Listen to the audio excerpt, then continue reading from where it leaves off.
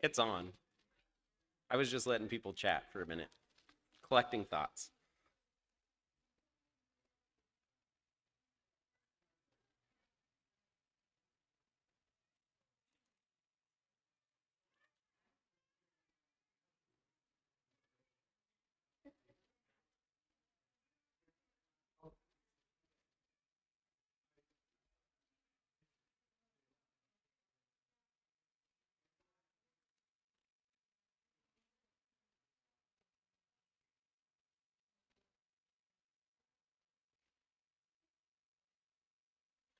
All right, I guess we'll start class.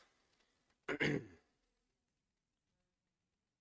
guys were all having good conversations. I didn't want to interrupt, but at the same time, if we don't get started, we might go into the service, and that would just be no. We'll see how long class is today. I've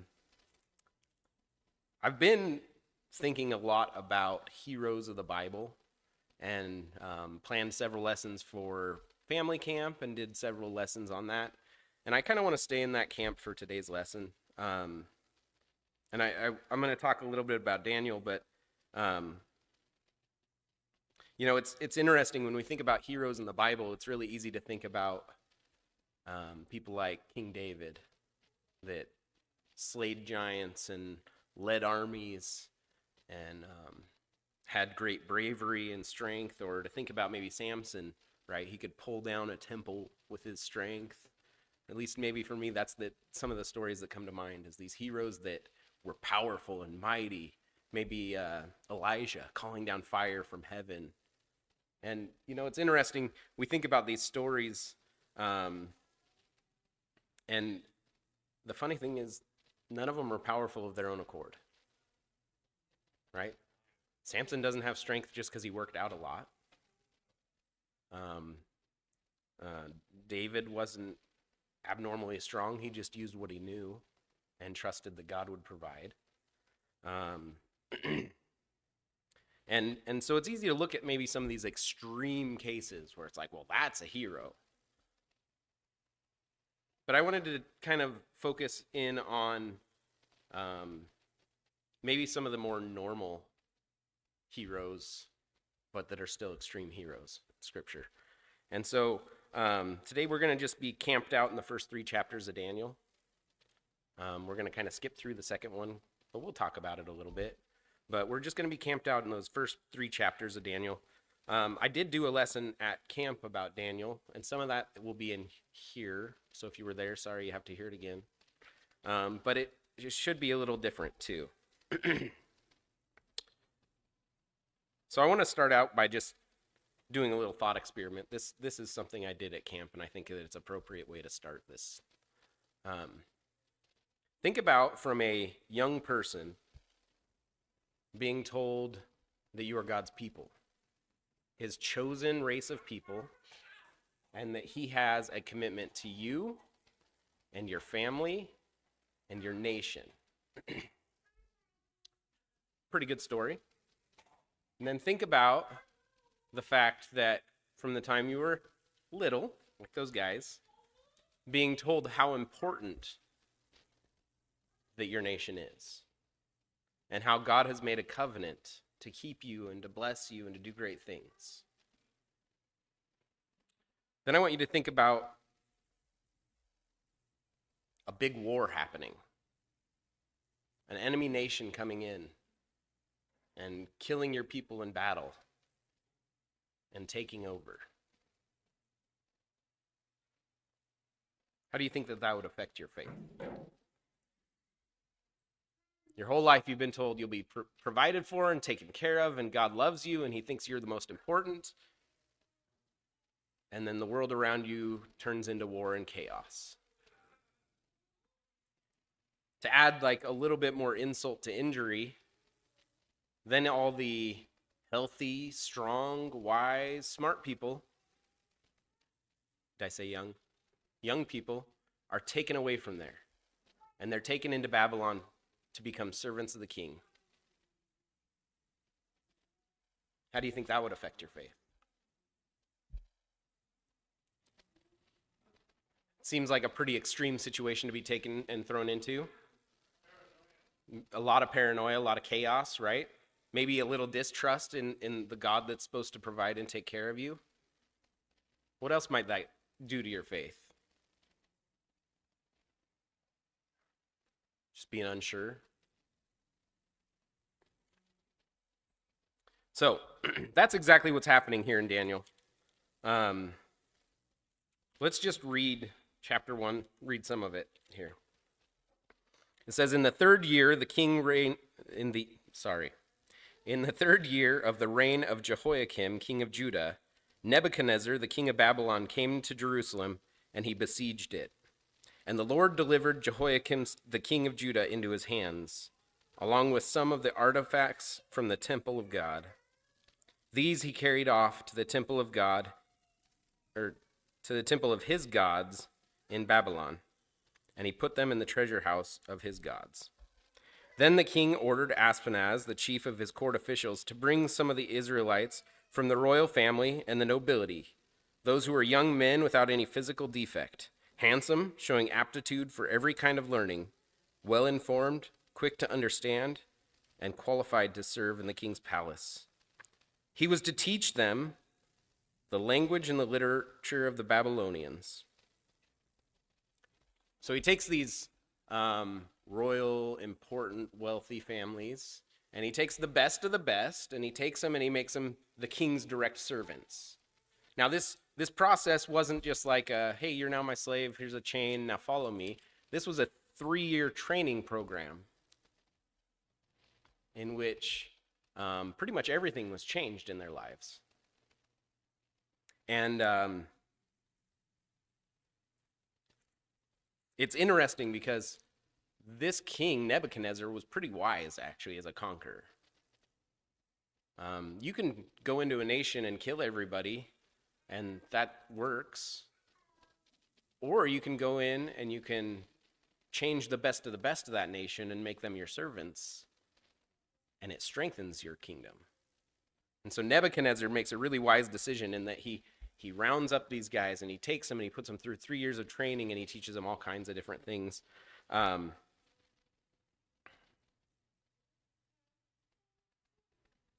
Babylonians recognized Daniel's potential and they put him into the top civil service training program. Even the study material, though, would be distasteful to a Jew. It covered things like sorcery, magic, pagan, multi-god religion. Doesn't sound like a fun class to be in as a young Jew. Somebody who has faith in God to protect them. And we know that if we continue reading in Daniel here, it says,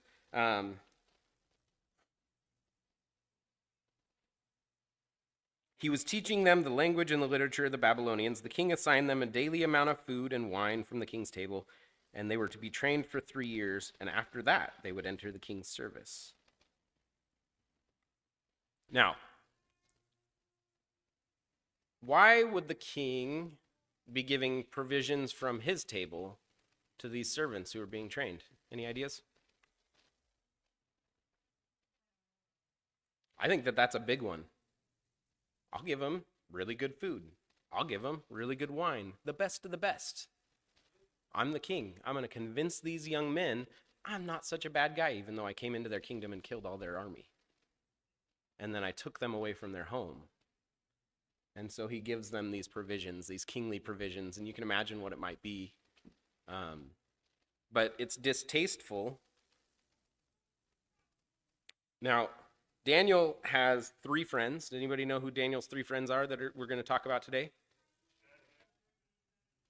I figured that would be your answer, and you're right, sort of. So an interesting thing is, we call Daniel by his Hebrew name, because the book is called Daniel, and we call his friends by the Babylonian names they were given. And that kind of doesn't sit right with me, and I'll explain to you why that doesn't sit right with me, okay? And it's not that you guys are in trouble or that I'm mad about it. I figured that would be your response, because that would have been my response before studying it more. So first of all, the other names are a little harder to remember. So Daniel's friends are Hananiah, Mishael, and Azariah. Okay? Remember those names. They're really good names. So here's an interesting thing to know. Daniel's name means God is my judge, or God is my ruler. That's what Daniel means in Hebrew. Okay? His friend Hananiah's name means Yahweh is gracious. Pretty good name. Mishael's name is who is what God is. Who is as good as God? Who is what God is? And Azariah's name means Yahweh has helped me. Those are really good names. Well, let's look at what their names that they're changed to by these Babylonians are. So Daniel's name, he's changed to Belteshazzar, which shouldn't be confused with Belshazzar, because that's the king that's later talked about in Daniel. But Belteshazzar means something like Bel protects his life, and Bel is talking about the Babylonian god Marduk. That was who that is. Okay, so Bel protects his life. Then Shadrach, which is Hananiah's name, is what Hananiah's name is changed to, is command of Aku. What's Aku? Well, Aku is the moon god in the Babylonian religion. So his name goes from Yahweh is gracious to the command of Aku. Okay, let's look at Mishael. Mishael's was who is what God is. Well, they only kind of changed his name. They changed his name to Meshach, which means who is what Aku is. Once again, Aku's that moon god in this Babylonian empire. Then Azariah, his name was Yahweh has helped, and they changed his name to Abednego, which means a servant of Nebu, or Nebo. Nebo's the god of wisdom and writing and intelligence, essentially, in the Babylonian kingdom. So they changed these guys' names. They try to give them a new diet. They take them away from their homes, and they put them through 3 years of training in sorcery, in the wisdom of their land, in their multi-god system, and that's what the training is. The goal of it is to erase their Hebrew past and make them into good servants in Babylon. So, what do you think that would do to your faith? We already talked about how their faith was already probably shaken because of the fact that Israel was overtaken, and the fact that they were displaced from their families and brought into service of this king. Now everything about them is being changed. Well, the interesting thing about these 4 guys is that their faith isn't shaken that much. So let's continue reading a little bit.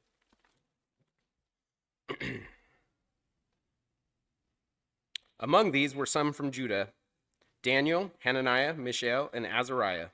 The chief official gave them new names. To Daniel, the name Belteshazzar; to Hananiah, Shadrach; to Mishael, Meshach; and to Azariah, Abednego. But Daniel resolved not to defile himself with this royal food and wine, and he asked the chief official for permission not to defile himself in that way. So there's kind of 3 trains of thought about the food that the king gave him. And I think all of them are appropriate, and probably all of them have some truth. So one reason that he wouldn't want to defile himself is because of the king's favor, right? He didn't want to just accept the king's favor and be won over. That's probably the least important of the 3. But it's also, I think, an important one to think about. The second would be maybe the food was not kosher. Maybe it was things like shrimp and pork. Delicious smelling, delicious tasting, not appropriate for Hebrews. Or the third is maybe these foods were offered as sacrifice to idols. We don't really know which of the 3 it was. It's probably all 3. But Daniel makes a point to say, I'm not going to do it. So he asked the chief official for permission not to defile himself this way. Now God has caused the official to show favor and sympathy to David, but the official told Daniel, sorry, I said David, not Daniel. But the official told Daniel, but I'm afraid of my lord the king. He assigned you your food and your drink. Why should he see that you are looking worse than the other men of your age? The king would then have my head because of you. So this gives us a little glimpse into who Nebuchadnezzar is. He gave that to you as a gift. So you need to eat it, because if not, he's going to kill me if you're not healthy. Okay? Daniel's response is awesome. He says, Then Daniel said to the guard, whom the chief officials had appointed over Daniel, Hananiah, Mishael, and Azariah, Please test your servants for 10 days. Give us nothing but vegetables and water to drink. Then compare our appearance to the appearance of the young men who eat the royal food, and treat your servants in accordance with what you see. So he agreed to this test, and for 10 days. At the end of the 10 days, they looked healthier and better nourished than any of the others, young men who took the royal food. So the guard took away their choice food and their wine, and they gave them to drink, and their wine that they were to drink, and gave them vegetables instead. To these 4 young men, God gave knowledge and understanding and all kinds of literature and learning, and Daniel could understand visions and dreams of all kinds. At the end of the time set by the king to bring them in, the chief officials presented them to Nebuchadnezzar. And the king talked to them, and he found none equal to Daniel, Hananiah, Mishael, and Azariah. So they entered into the king's service. In every matter of wisdom and understanding about which the king questioned them, he found them 10 times better than the magicians, the enchanters, and the whole kingdom. And Daniel remained there until the first year of King Cyrus. So it tells us just one small act. I don't want to defile myself. My friends don't want to defile themselves. Can we just eat vegetables and water? Now, it's interesting. You could read this and read into your own context and say, well, obviously, meat and wine was the bad thing. But I don't think that was necessarily the case in and of itself. What was wrong was the fact that they were defiling and breaking their laws. And Daniel made a point to say, no, we are going to do what we know God holds us to, and we're going to do it right. And I guarantee you that we will be plenty healthy when the time comes. And he has faith in just a little thing. You know, if I had gone through this situation and this king had, killed our armies and drugged me into service of his, I'd be really tempted to just take the gift of this kind king and to just not shake the boat. Wouldn't you? It's just a little bit of food. It's just some wine. Wine's not necessarily against their rules, unless if maybe it was offered to idols. Just do what everybody else is doing. You see, they weren't the only 4 servants being trained that were Hebrews. They're just the 4 that made a point to say, no, we don't want to be defiled in this way. I also would assume they weren't the only 4 servants being trained from other nations. There were probably other nations involved too. But they stand up for their faith, and they do what they know is right. And the interesting thing is, not only are they physically stronger, but now they have all these gifts from God, the ability to understand dreams and great divine wisdom and all this stuff that's so much better than just, well, I feel good because I ate vegetables. Eating vegetables is good, kids. Eat your vegetables. But it wasn't just that. It was the fact that they remained faithful to their God. So then I told you we'd kind of skip through chapter 2. There's some important points in chapter 2, though. So they go into the king's service. And Nebuchadnezzar has a crazy dream. And he's freaked out by this dream because in Babylon, they pay specific attention to dreams and the meaning of dreams. In fact, I read that if you had a dream and you didn't remember it, it was like one of the gods was like being cruel to you because he was giving you information but then taking it away and you couldn't understand. And so it's interesting. So Nebuchadnezzar has this dream, and at camp I used an illustration. I had Seth's son come up in front of the group, and I said, okay, here's what I want you to do, EJ. I want you to tell me what I had for breakfast. But if you can't tell me what I had for breakfast, then bad things are going to happen to you.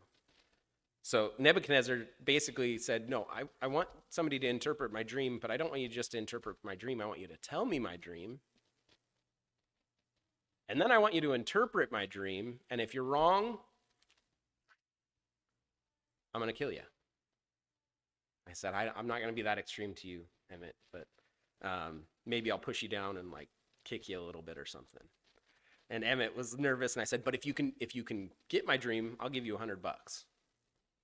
Or if you can tell me what I had for breakfast, I'll give you $100. Well, the funny thing was I had gotten up that morning. I was kind of nervous because I was going to be speaking. I got a little bit of food. I didn't end up eating any of it.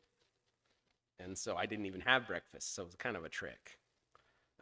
But he was incentivized to tell me what I had eaten. But he also was worried about the negative consequences if he couldn't. I don't think he was actually worried about me pushing him down and kicking him a little bit because, well, I don't know. Maybe he was. Maybe he trusted me a little bit.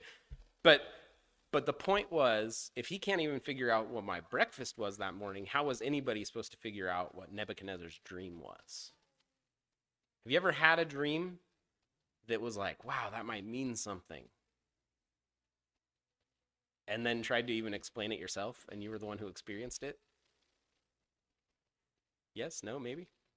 You ever had a crazy dream, and you go to tell somebody, and you're like, it was so weird, it was kind of scary, and this is what happened, and they're like, that's dumb. That's not even scary. Or you're like, and you were in it, but it wasn't you, you were somebody else, but it was you. I've had that happen where it's like, yeah, it was totally David, but it wasn't David, it was somebody else, you know? And so dreams are hard enough to explain as they are if you experience them. And Nebuchadnezzar tells all of his sorcerers, all of it, everybody that has any kind of a gift for telling dreams or understanding things that they shouldn't know, and he charges them with this task of interpreting his dream. And if they don't, they will be cut to pieces, and their houses turned into piles of rubble and burned. So only a little bit of nothing too big on the table. Well, I love this statement that Daniel replies to the king. He says, in verse 27, he says, no wise man, enchanter, magician, or diviner can explain to the king the mystery that he is asked about. But there is a God in heaven who reveals mysteries, and he has shown King Nebuchadnezzar what will happen in the days to come, your dream and your visions that pass through your mind as you lay in your bed there. And so Daniel does tell him his dream and does interpret his dream and explains what it is to come. Now, I don't want to get into the whole thing because we got more to talk about, but the dream is essentially about a big statue, and the statue's made out of a bunch of different things, and then it gets destroyed. Okay? Quick crash course, Nebuchadnezzar's dream. Daniel explains to him what it means, and it means basically your kingdom and several other kingdoms will be destroyed. Blah, blah, blah. I encourage you to go read it because it's much more descriptive than what I'm saying. But the whole point of me making a point to talk about this dream is apparently this dream inspired King Nebuchadnezzar. Because we see in the next chapter, King Nebuchadnezzar builds a very large golden statue. Very similar to the one in his dream, but all made out of gold. So a little bit better than the one in his dream. Maybe this one won't be crushed, right? Maybe that's what he's thinking. Maybe he doesn't even realize what he's doing, but he does it anyways. And so I want to read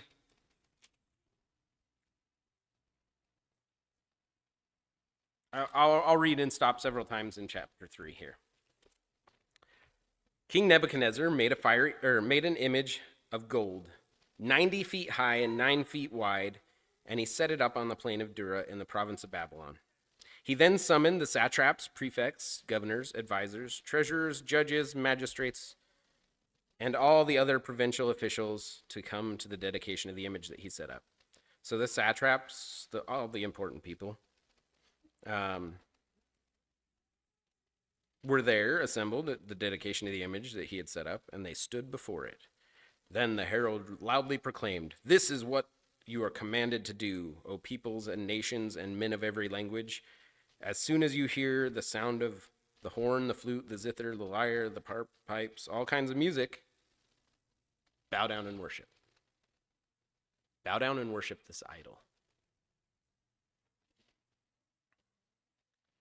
Now, I could keep just reading it, but it keeps repeating the same things, the lists of instruments and the other thing, the important people. And so I'll just kind of go through it quickly. So essentially what happens is they hear the music and everybody bows, except for a few men. Have you heard this story? It's a pretty common kid story. I assume that you've probably heard this story before. Luke, have you heard this story? What happens next in this story? I know, I told you I wasn't going to call you out, and then I did anyways. Yeah, they're thrown in a fiery furnace. So what happens is these four guys, everybody else is bowing down, and there's like four guys popped up, like maybe some crabgrass in your yard or something, like standing up. It's obvious that they are not doing what everyone else is doing. And so some of the people that are Babylonians go to the king and they're like, hey, there's these four people that are causing problems. And it's those guys that you really like that are like real wise, and they're Hebrews, they're Jews. And so what are you going to do about it? And so the king's like, well, I'm going to throw them in a furnace because I'm really mad that they didn't worship my idol. Okay? Skip forward a little bit. Furious with rage, Nebuchadnezzar summoned Shadrach, Meshach, and Abednego, so that these men were brought before the king. And Nebuchadnezzar said to them, is it true, Shadrach, Meshach, and Abednego, that you do not serve my God or worship the image of gold that I have set up? Now, when you hear the music of any kind, you don't readily fall down and worship the image I made? If you do not worship it, you will be thrown immediately into the blazing furnace. Then what God will be able to rescue you from my hand? Shadrach, Meshach, and Abednego replied to the king, O Nebuchadnezzar, we need not defend ourselves before you in this matter. If we are thrown into a blazing furnace, the God that we serve is able to save us from it, and he will rescue us from your hand, O king. But even if he does not, we want you to know, O king, that we will not serve your gods or worship the image of gold that you have set up.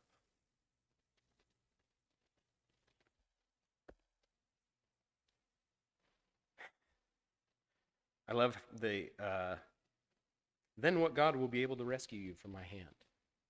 And they're like, I'll tell you what God.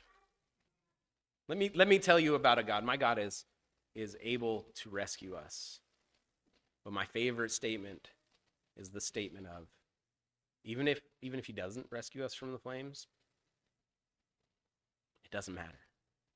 I'm still not going to worship your God and your idols. So Nebuchadnezzar was furious at Shadrach, Meshach, and Abednego, and at his attitude toward them had changed. He ordered that the furnace would be heated 7 times hotter than usual, and he commanded some of the strongest soldiers in the army to tie them up. I don't know why he needed the strongest soldiers to tie them up, but I guess maybe for good measure.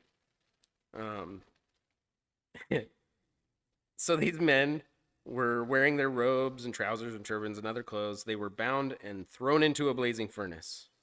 The king's command was so urgent, and the furnace was so hot that the flames and the fire killed the soldiers that took up Shadrach, Meshach, and Abednego. And these 3 men, firmly tied, fell into a blazing furnace. Then King Nebuchadnezzar leapt to his feet in amazement, and he asked his advisors, did we throw 3 men in there? That was the New Revised Ryan version. I changed it a little bit what I said, but that's basically what it was. He was shocked. He's like, did we just throw 3 people in there? And then Nebuchadnezzar approached the opening to the blazing furnace and shouted, Shadrach, Meshach, and Abednego, servants of the Most High God, come out, come here. So Shadrach, Meshach, and Abednego came out of the fire. And the satraps and prefects and governors and royal advisors, sorry, I missed the point. There was a 4th guy in there, and he looked like a son of God. He looked like one of the gods. And that's why he's confused. He's like, I swear we threw 3 guys in. And They saw that the fire had not harmed their bodies, nor was a hair of their heads singed. Their robes were not scorched. There was not even the smell of fire on them. Then Nebuchadnezzar said, Praise be to the God of Shadrach, Meshach, and Abednego, who has sent an angel and rescued his servants. They trusted him and defied the king's command, and were willing to give up their lives rather than serve or worship any god except for their own God. Therefore I will decree to the peoples of every nation or every language or who say anything against the God of Shadrach, Meshach, and Abednego be cut into pieces, their homes be turned into piles of rubble, for there is no other God that can save this way.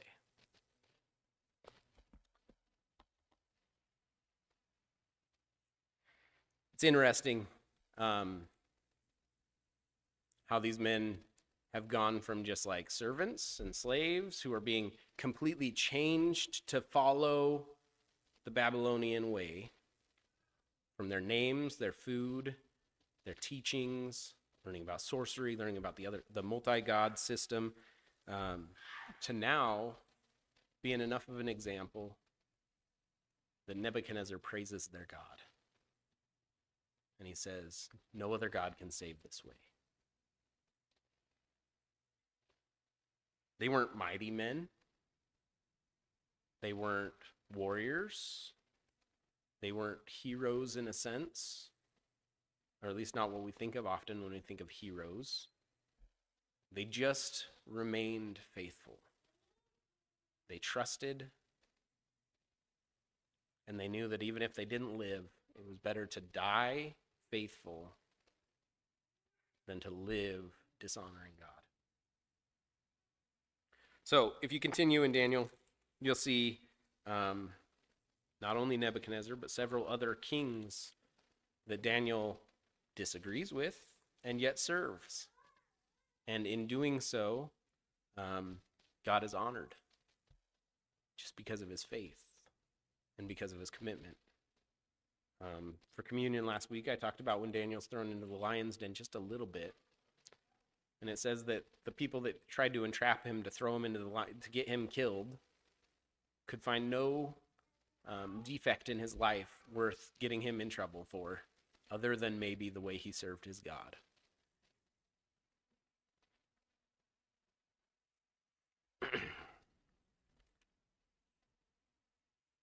So while these might not be warriors and heroes in a traditional sense, their faith is profound.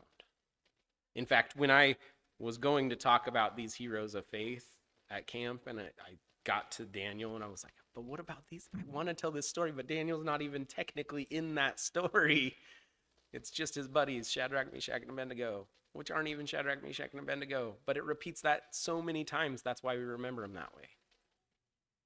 It's his buddies, Hananiah, Mishael, and Azariah. These three men whose names mean Yahweh is gracious, who is what God is, and Yahweh has helped. Who were taken from their homes and taught everything they knew was wrong and taught to be like Babylonians, and yet their faith stood strong. In little things, like their diet, and in big things, like their life. They refused to bow for the false gods, even when everyone else was doing it.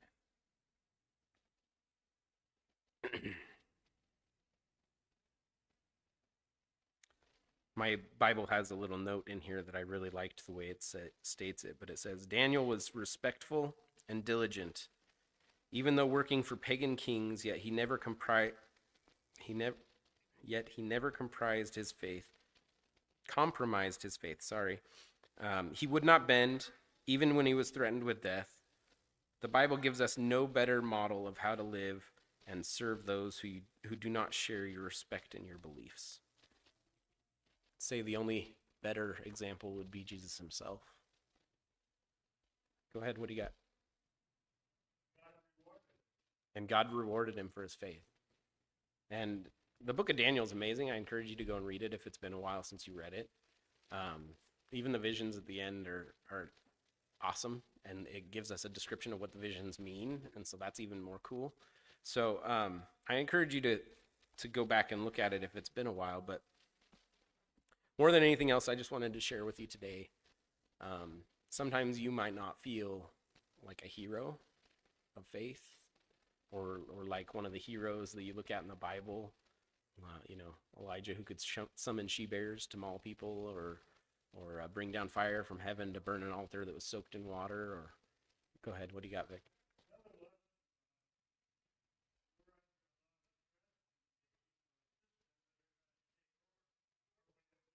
Hmm.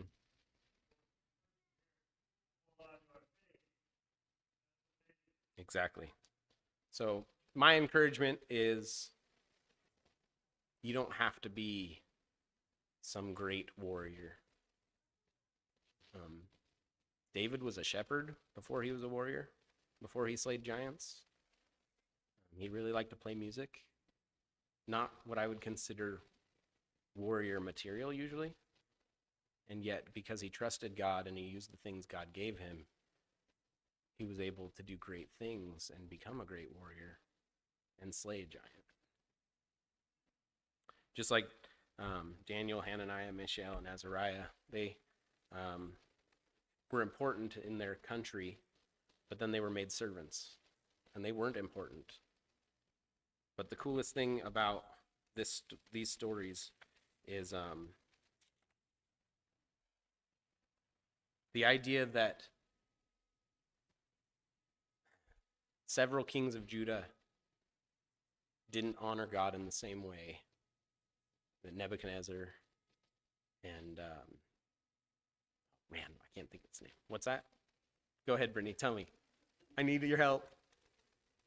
And Darius. So Nebuchadnezzar and the next king, Darius, honored God in ways that several kings of Judah never did. And the kings of Judah should have been the ones honoring God the way that they did. And yet, the example that these few men had on their nation, just by standing up for what they knew was right and refusing to do what was wrong, made those kings honor God because of their example. So, thanks for your time. Thanks for listening. And hopefully I didn't ramble too much, but that's what I have prepared for you this morning.